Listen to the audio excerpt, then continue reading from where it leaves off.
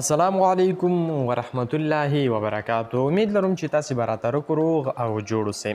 ګران دوستانو، زیاتره ملګري پوښتنه کا چې یوټیوب چینل چې دی یا یوټیوب چې دی په افغانستان کې مونټایزیشن نه ان کیږي، نو موږ به کوم کنټري انتخابو، کوم ملک په انتخابو او آیا موږ ته په افغانستان ته پین کوډ را درومي په افغانستان کې له یوټیوب پیسې ایستلی شو که نه؟ زیات ملګري همدا پوښتنه کوي چې مونټایزیشن پالیسي خو په افغانستان کې کار نه کوي. ایډسنس پالیسي چې ده یا مونټایز کوم اپشن چې دی دا خو په افغانستان کې کار نه کوي، په افغانستان کې چې دی نه خلاصیږي.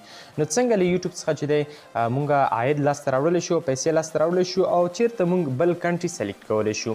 نو لومړی دا دوستانو چې مونږ کولی شو د خپل یوټیوب چینل لپاره بل ملک یا بل کنټري چې دی مونږ تاسې په یوټیوب کې سلیکټ کړو. له هغې نه وروسته مونږ تاسې سره مونټایزیشن اپشن چې دی هغه چې دی الیجیبل کوي. کله چې مونږ تاسو شرطونه یا شرایط پوره کړو د یوټیوب چینل 1000 سبسکرایبر او 4000 غنټې واچ ټایم، له هغې نه وروسته چې دی مونږ کولی شو بیا کله ایډسنس ته اپلای کړو. ایډسنس ته اپلای کړو، له هغې نه وروسته مونږ تاسې د افغانستان مکمل ادرس هر څه ورکړو. هلته به زموږ په یوټیوب چینل کې کنټري بل هیواد وي یا به یونایټډ سټیټ وي یا به استرالیا، هر یو هیواد چې یعنی بل ملک به مونږ هلته سلیکټ کړی. خو کله چې مونږ تاسې ایډسنس ته اپلای کړو نو بیا به مونږ چې دی مقابل لورې په ایډسنس ته چې کله مونږ اپلای کړو نو بیا به افغانستان مونږ هلته ورته انتخابو چې کوم ښار کې ته اوسږي، مثلا جلال آباد کې اوسږي، د هماغه افغانستان ادرس جلال آباد او د جلال آباد پوسټل کوډ په هماغې واسطه چې دی مونږ تاسو ته بیا پین کوډ هر څه را درومي. هیڅ مشکل نشته دی، یوازې مونږ په بل ملک سلیکټ کوو، په یوټیوب چینل په سیټینګ کې بل ملک انتخابو، نور چې دی هر څه په افغانستان کې، پیسې هم په افغانستان کې ترلاسه کولی شي، پین کوډ هر څه په افغانستان کې ترلاسه کولی شي.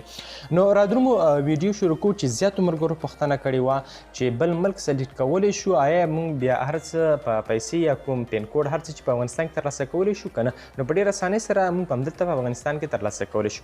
نو نن را درومو په ویډیو کې زه تاسو ته په دغه ویډیو کې زه تاسو ته دغه طریقه درښیم چې موږ یوټیوب چینل لپاره بل ملک څنګه انتخابولی شو. د دې لپاره به تاسې خپل کروم بروزر خلاص کړئ. چې کله کروم بروزر خلاص کړئ، زه دلته تیار مخکې نه تللی یم، زه سر نه لاړ شم.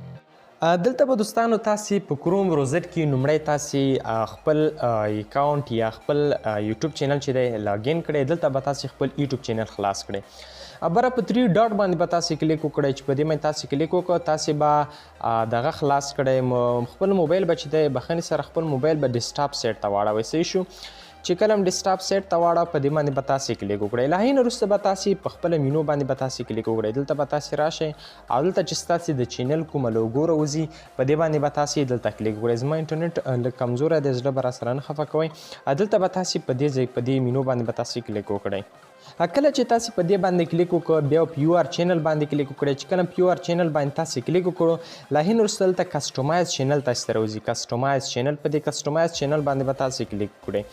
چې کله هم کسټومایز چینل باندې کلیک وکړو، دلته به لږ صبر ورته وکړئ تر څو موږ تاسې ته په کروم بروزر کې یوټیوب سټوډیو را خلاصه شي. د یوټیوب سټوډیو په کروم بروزر کې زیاتره هغه شیان چې مثلا په یوټیوب او په یوټیوب سټوډیو اپ کې نه کیږي، هغه هلته په کروم بروزر کې چې کله موږ تاسې یوټیوب سټوډیو خلاصه کړو، کروم بروزر کې خپل یوټیوب چینل خلاص کړو، دلته زیاتره شیان کیږي چې مثلا د دې لپاره د ټیګ ډسکرپشن تیار مخکې نه هر څه لګئ، هر څه چې دلته ورته لګولی شو. دلته زه اوس راځم د ډالر نشان ته زه تاسو ته درښیم.